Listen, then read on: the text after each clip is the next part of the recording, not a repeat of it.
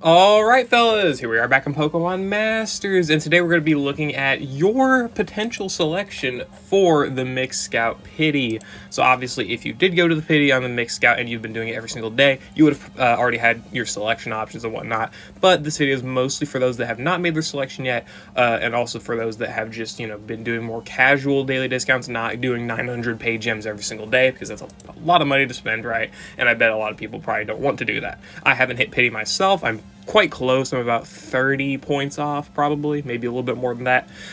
So I'll be hitting Pity within probably a week or so, week or two, I don't know, because I also am doing dailies for Viola, but alas. Anyway, so this is going to be mostly just an overview of some of the sync pairs I think you should be eyeing. Maybe not selecting, but obviously taking a look at and finding value. I think the most valuable sync pairs to pick out are the characters that you know you will want to max out, or those characters that you know are already very good with one move level and don't need anything else to be extremely efficient, or sufficient rather.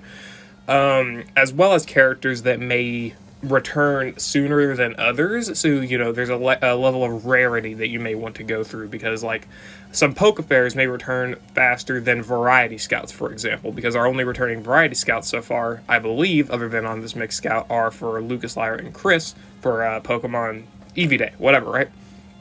So you may want to consider picking up a Variety unit that is very strong, like Variety Thornton, or maybe Proton. Variety Giovanni's pretty good. These type of characters, right? Ariana especially, right? Maybe these characters you want to pick up just because we don't know when they're going to rerun or anything like that. So picking them up now while you have the chance, and obviously being able to potentially candy them and whatnot, could be very, very good, because a lot of these Variety Scout units definitely do want multiple dupes in order to be really good. I don't think the same can be said for Pokefairs. Obviously, Pokefairs gain a lot of stuff from move levels as well, especially more so with the Pokefair tiles, but I do think they are less reliant on them than Variety Scout units, in my opinion. Seasonal sync pairs, there's definitely some you could make selections for. Obviously, there's a good bunch that are quite useful, especially a lot of this year's characters. You've got Dawn, who's not really required, but she's solid. BP Alicia lost a lot of her value, or not BP. New Year's Alicia lost a lot of her value, in my opinion, when BP Valerie released, so you probably don't want to pick her up, but obviously you could. Mallow, Palatine's Mallow, still definitely does have quite a bit of usability with her special defense debuffs and good healing ability. I do think she's still really strong and useful, even just with one copy, because that's what I have. Summer Tate's definitely very strong. It's same with Summer Eliza, two very strong sync pairs. Eliza's just got good damage, especially with multiple move levels. Tate, he's also got good damage, but he's also got a lot of good debuff utility, I believe. Fall Phoebe, probably not worth picking up, but Fall Roxanne definitely also does have some similar utility, but probably not to the same level as Tate, I would say. So there are definitely some seasonals you could pick up. A lot of the older ones I wouldn't even really recommend. I mean, maybe Holiday Jasmine or Whitney. Whitney's got a lot of good value at 1 out of 5. I've uploaded a showcase video for her a long while ago if you want to go watch that. Jasmine's quite solid as well, but she does want dupes, I would say. But she's a very defensive support, as well as being able to do a little bit of offensive buffing, with physical moves and special moves next, rather. Fall Alistair, kind of good, but I'd say he's a little bit more iffy. He's definitely got Ghost rebuff, though, so he's a very strong Ghost character. Special costume units, I would not put any of the characters from 2019, 2020/2021, or no, sorry. They were not available then. 2021/2022, I wouldn't really recommend. So that'd be these these 9. But some from this year, I definitely could say I recommend. Special Costume Steven, he's up there. Special Costume Zinnia could be quite useful, especially with dupes. She's got a really good strong nuke. I probably wouldn't recommend Lyra or Shauna, though. So really, you're only, in my opinion, looking much at the Pokefairs, or if you want to look at Variety Scouts for the limited ability, because in Seasonal's case, we know that they rerun occasionally during the half anniversary, as well as during the normal anniversary, so we could get Select Scouts for those. Pokefairs, you also do get Select Scouts, but it's a pretty limited selection, so we don't know which ones would be on there, right? So we could definitely get screwed over in that aspect. Like, imagine you were to rank someone like Rose or Oleana very high, but then they just don't rerun, and they rerun other characters instead. Pokefairs are a lot less easy to predict, in my opinion, and especially compared to Seasonals, right? So Seasonals, definitely easier to pick up. Same thing with Special Costume units, because we got the Special Costume Select Scouts during the anniversary last year, well, this year technically still, for 4th anniversary, where we got to select between all of these, you know, with 2 different banners. So obviously, except for Rosa, because she was rerunning on her own banner. But alas, you could have obviously selected one of the sync pairs from those. So obviously, again, special costume units you may be able to pick up during the anniversary instead, giving them a little bit less value to pull now, because you know you'll have another chance to pull them in the future. So really, I think Poke Fairs are what you should mostly be looking at, just because Poke Fair Scouts, while they are relatively common, as well as Poke Fair reruns are relatively common, you don't know when. It could be very sporadic, especially for characters like Sigsuit Steven, who's never rerun. So that's my general overview for the characters. Let's look at the tier list.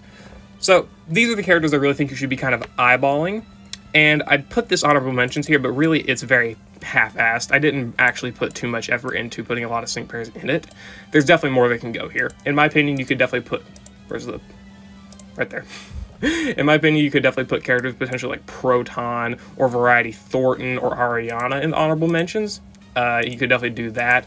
Obviously, you could put some other characters, I don't know, like Oleana, Rose, Battle Tower Leon, Challenger Gloria, maybe even Nimona, you know, Argenta could potentially go in there as well. There's a lot of characters you could put in this honorable mention slot, but I really just put these 4 just to kind of solidify that, you know, there's just a lot of potentially good characters at 1 out of 5.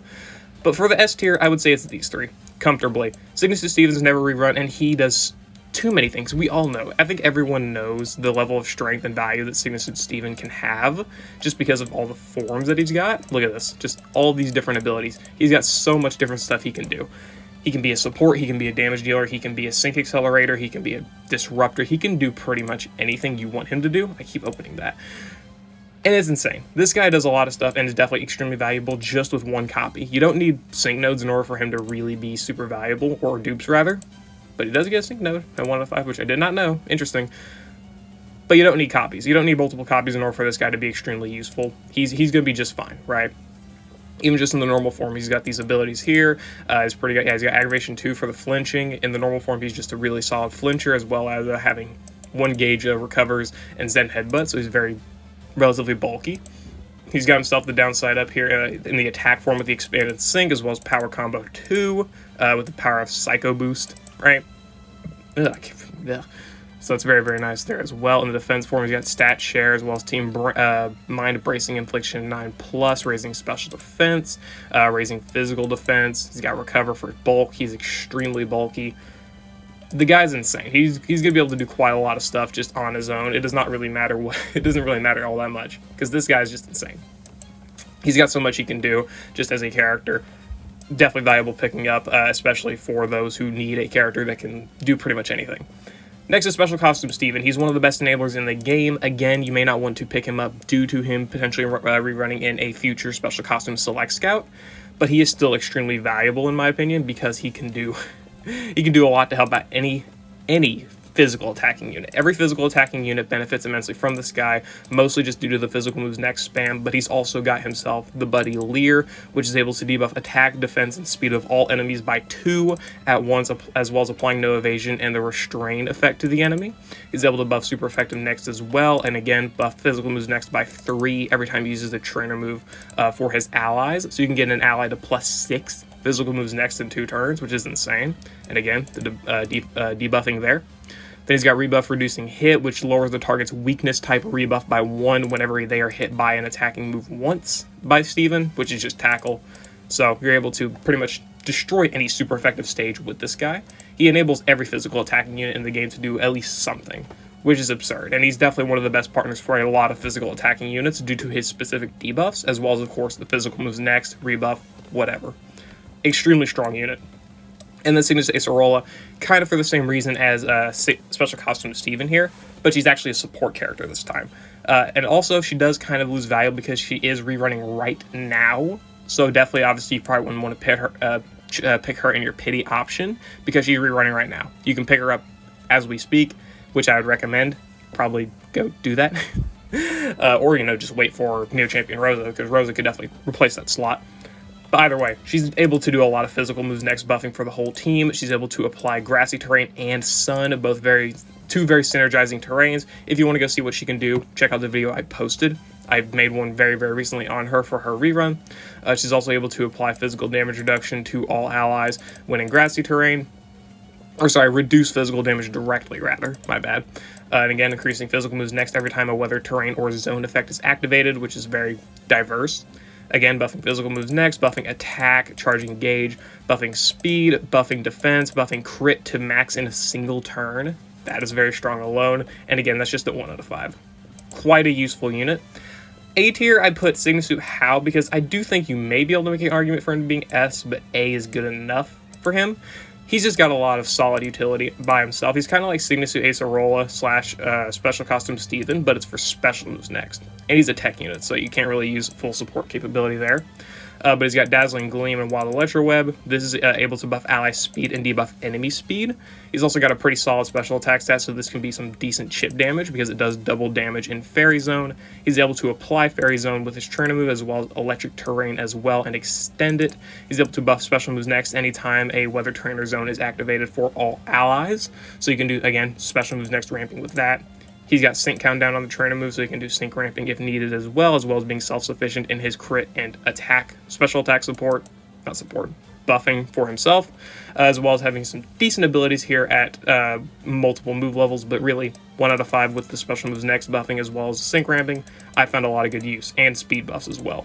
So I put him in A tier just because of that. I do think he's got some solid usability at 1 out of 5 from my own personal usage. And then honorable mentions. There's a lot of characters you can put here. Paulo, he's got a lot of good sync countdown, being a sprint character. He's got the sync countdown when he uses a quick move. He's got the Willful Howl for support. I believe it's supportive. I think so. I'm quite certain, yeah. He's got the sprint ability again with the -3 ramping on sync move. I think he gets sync countdown when he uses his max move. He sets sand on the max move. Very strong there. Just good for sync ramping.